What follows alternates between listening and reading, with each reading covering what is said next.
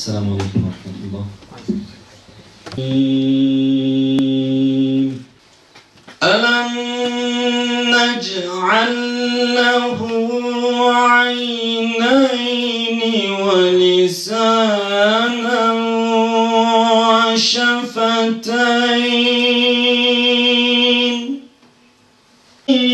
men zâ meqraba ثم كان من الذين آمنوا وتواصوا بالصبر وتواصوا بالمرحمة. Biz insanı bir sıkıntı ve zorluk içinde yarattık. İnsanoğlu kendisine kimsenin güç yetiremeyeceğini mi sanıyor? Yığınla mal harcadım diyor. Kendisini kimsenin görmediğini mi sanıyor? Biz 2011 yılında kurulduk. Suriye'de bir ülke kalmadı. 500 bin insan öldü. Tahmini rakam. 500 bin insan demek en az 2500 tane yaralı insan demek. Yemen'de daha kötüsü var. Afganistan'da bitmişlik var, tükenmişlik var, kırılmışlık var. Ve bunların hepsi bizim coğrafyamızda. Libya diye bir ülke kalmadı. Biz ne yapıyoruz? Biz elimizden geldiği kadar koşturmaya çalışıyoruz. Yıkılanı tamir etmeye çalışıyoruz. Gücümüz yeter mi? Yetmez. 500 bin insanın ölüp nüfusunun yarısı iç ve dış göçlerle harap olmuş bir ülkeyi tamir etmeye ne benim ne sizin nefesiniz yetmez. Ama Allah bizim çabalarımızı bereketlendirir. O yüzden bunu yapmaya ve bu gayreti yapmaya mecburuz. Asıl önemli olan bir daha bu yıkımı nasıl yaşamayız? Yaşamamamız gerekiyor çünkü altından kalkmamız mümkün değil. Sadece insanlar ölmüyor.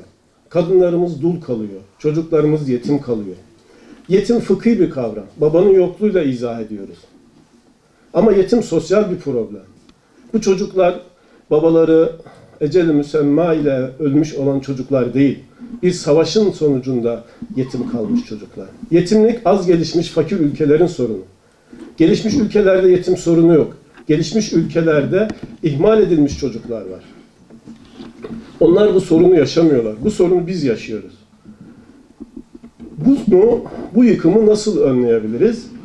Bu yıkımı ancak ortak bir akıl geliştirerek önleyebiliriz. Bu aklı geliştirmek için tanışmak, dertleşmek zorundayız. Bir ortak çözüm yolu bulmak zorundayız. EYT bunu yapıyor.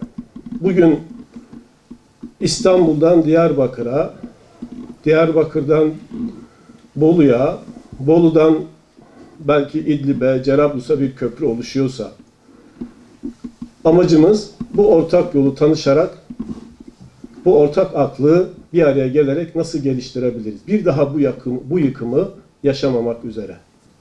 Temel, gönüllülüğe dayanan bir çalışma esasımız var. Çünkü bu işin bereketi, gönülden olmak. Becerebiliriz veya beceremeyiz. Ama çaba ve gayretimizi Allah bereketlendirecek, ona inanıyoruz. Dost kardeşlik ilkesi bizim her şeyimizin önünde. Çünkü sadece Müslümanların değil, insanlığın da bize ihtiyacı var. Sadece fiziksel olarak yıkım gerçekleşmiyor. İnsanlığın bugüne kadar oluşturmuş olduğu bütün kadim değerler alt üst oluyor. Tehlike çok uzakta değil. Bugün Fransa'da bir yasa tasarısı konuşulacakmış. Haberlerde öyle söylüyor. İşte anne ve baba kelimeler artık kullanılmayacak. Birinci ebeveyn, ikinci ebeveyn denecekmiş. Yani insanlığın binlerce yıldır oluşturmuş olduğu o kavramlar alt üst. Çok değil, birkaç yıl sonra bizim de gündemimize gelir. Toplumsal cinsiyet eşitliği adı altında, kadın haklarıyla başlayan süreç toplumsal cinsiyet eşitliği adı altında sahip olduğumuz bütün her şeyi alt üst etmek üzere bugün kapımızda. 2012 yılında İstanbul Anlaşması'yla resmi olarak uluslararası anlaşma statüsüne imza koyduk buna biz. Bizi etkilemez demeyin. Çünkü kadim değerler ne kadar yok olursa insanlık da o kadar yok olacak. Burada daha evvel bir kurumdan daha çok gönüllülük temelli bir çalışma yürütüyorduk. Gönüllülerimizle beraber, genel merkezle beraber iş yapmaya çalışıyorduk ama kaç sene evvel temsilciliğimizi resmileştirdik. Şimdi Allah'a hamdolsun kurumsallaştık ve yapılanmaya doğru gidiyoruz.